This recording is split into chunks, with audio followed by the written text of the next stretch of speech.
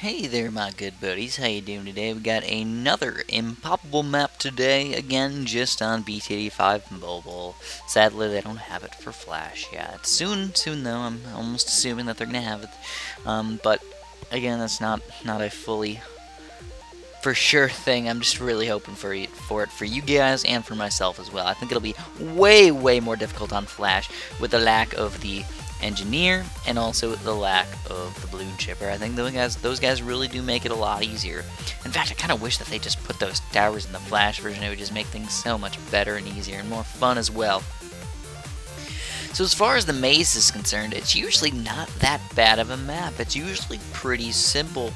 I usually don't have too many problems with it. I think like the main thing is just the targeting. The targeting is kind of messed up in this game. Which I don't know. It's just hard. It's hard to say exactly what's wrong with it. But when you put things on first, sometimes they'll go through the maze little section like on the top there, and then when they come back down, they're technically the first balloon, but they could be further or closer towards the beginning of the map. And that means that you're going to start trying to shoot those balloons, the ones that went through that random detour, instead of the balloons that are actually closer to the exit, which is kind of sad. It means that you're like attacking the wrong balloons, kind of. So yeah, it doesn't really affect it that much, but it does affect just that little bit that does make things more difficult. For example, I think I had to actually get a dart monkey instead of just building straight up to a farm. I could have gone an engineer, then get a farm, and then eventually go with sentry guns or something like that. But I actually had to get a dart monkey because of that alone. And no, it doesn't really affect me that much. But if this was like Plutonium Lab or something like that happened like that, you know, it'd make the game a lot more difficult and stupid. I'd be kind of mad at it or something like that. So anyway, yes, we were able to fit 3 farms in here, which is definitely a good amount of farms to have. And I'm going to farm pretty heavily today. I'm going to keep going with my farms. I mean, I'm not going to go crazy with it because I am going to use a... Oh, no. Oh, no. Oh, yeah, look at that. Amazatastic action. We got the Spike Factory up just in time, and he actually magically put it in the right spot, too. He could have put it behind the balloon, but instead he put it in front of the balloon, which was kind of sweet. So I'm actually not going to go too crazy with the farms. I'm only going to build farms in the 3 spots that I have them right now. I can't really find... I mean, there's a couple other spots that I could possibly put them, but I wouldn't want to... start picking up the nanos all over the place and stuff like that. I'd rather just have my monkey farmer deal with them the entire time. And that means I'm going to farm a little bit less than usual, I suppose, or have to get higher level farms a little bit faster, which honestly does make the game a little bit more difficult to farm like that. And I got a glue gunner, so I've been telling you guys that glue gunners are definitely a good way to go about beating these things, but one problem is definitely what's happening right here. I was trying to get up my 3rd tier farm, but I wasn't able to do it, so I had to actually build a boat, and that boat actually almost made me still not even have enough popping power, and I used a set of road spikes. Not the end of the world, you know, not terrible, but I did end up using one of those things. But now I do have a 3rd tier farm. I got my nice little boat over here, which I must say that boats are definitely a good way to go about doing lots of popping power on the maze. I didn't really think about using him very often, but now I can definitely say, yeah, go ahead. Use those boats. They're definitely something you want to go ahead and do, because just when he shoots his dart, it usually hits a couple balloons, but the grape shot almost never misses, just because it's like shooting, because the balloons are just scattered everywhere. There's just so many all over the place that you're pretty much never going to miss. Also, cannon boat, definitely a good way to go about it. You know, why not? You know, your cannon boat's going to do awesome. You can shoot pretty much everywhere on the map, and those big group balloons are going to be able to take them down pretty easily. Though the cannon boat is, oh my goodness, we almost lost some lives right there. Though the cannon boat is probably not the best way to go about getting your massive popping power, and I would recommend going for a 2-3 boomerang. Hey, the boat's definitely a good start. Plus, it's kind of sad when you use the same towers over and over and over again. It's not as fun. You gotta mix it up a little bit, do some fun things. Get a monkey ace, you know.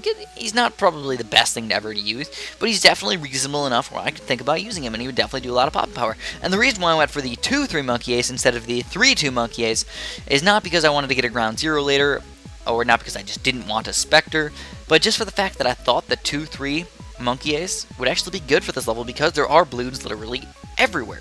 There's not just a little tiny path that you gotta hit them with. They're literally everywhere, and they spend a long time on the path. If you actually look at this map, just like take a step back, just look at the map as a whole, and you realize there's more area where like the lanes of where the balloons go on all over the place than there is like places to put things down.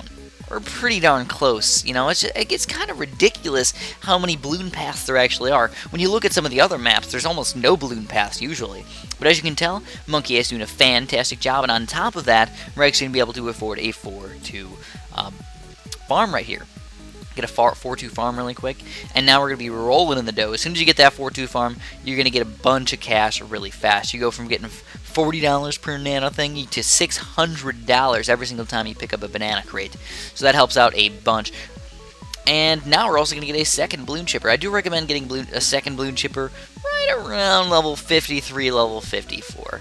Level 53 you can probably make it, but if you don't have it in just the right spot and it's a little too far, you would have a moab sneak through. And just think about it, if you have one moab sneak through, boom. Nothing else is going to be able to pop that guy. I don't care how many engineers you have. I don't care how many dart monkeys you have. Unless you have a roboplasma or even a plasma monkey, you might not even be able to do it. Unless you have a roboplasma or something like that, you're probably not going to be able to beat that moab. And he's going to sneak on through, and those balloons are going to kill you, and you're going to have to spam road spikes and stuff just to survive, and that's not fun to do either. So in the essence of having fun, let's get a helicopter. Oh man, we're going crazy with the flying things. I was actually kind of thinking about it. What would be like a fun series to do, only using flying things? And then what would I consider a flying thing?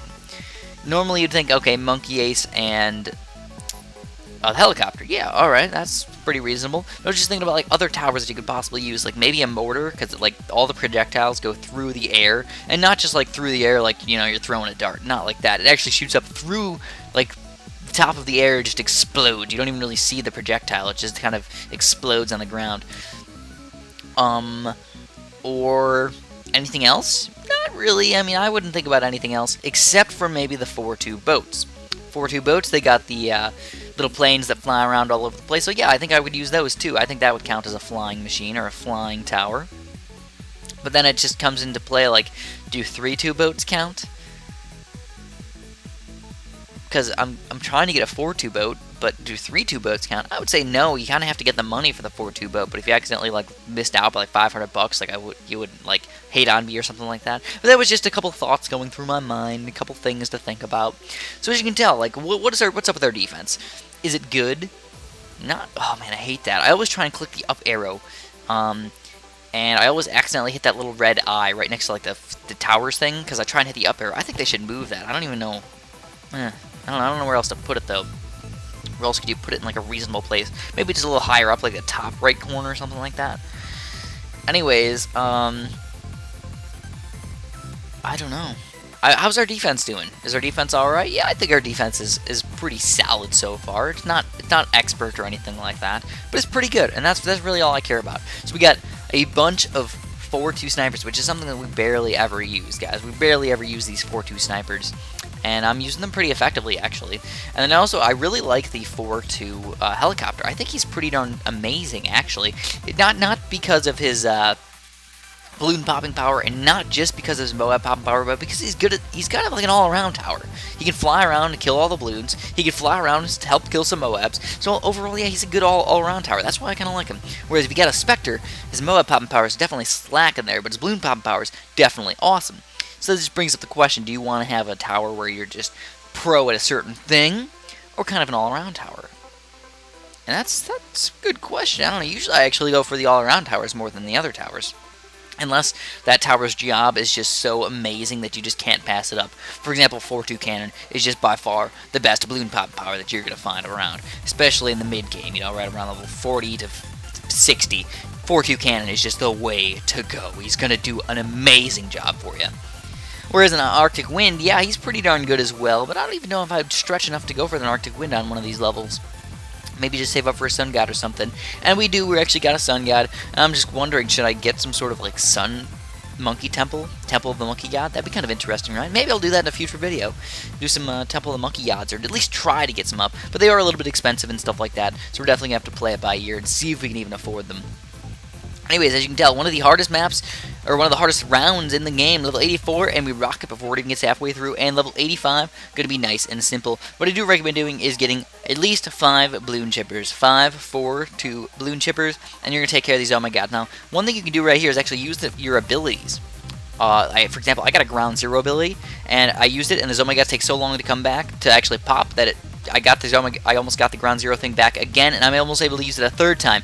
But anyways, that is all I'm going to have for you guys today. As always, thanks for watching, and have a super duper delicious day. Hopefully you guys enjoyed that, and if you want to see a little bit more sweet action, feel free to check out the over 200 episodes of BTD Battles. And we got some mobile down there if that's what floats your boat. Also Bloons Monkey City, one of my favorite games, and if you just want a little bit of a quickie, we got some random mod series down there. That's all I'm going to have for you guys today. As always, thanks for watching, have a super awesome day.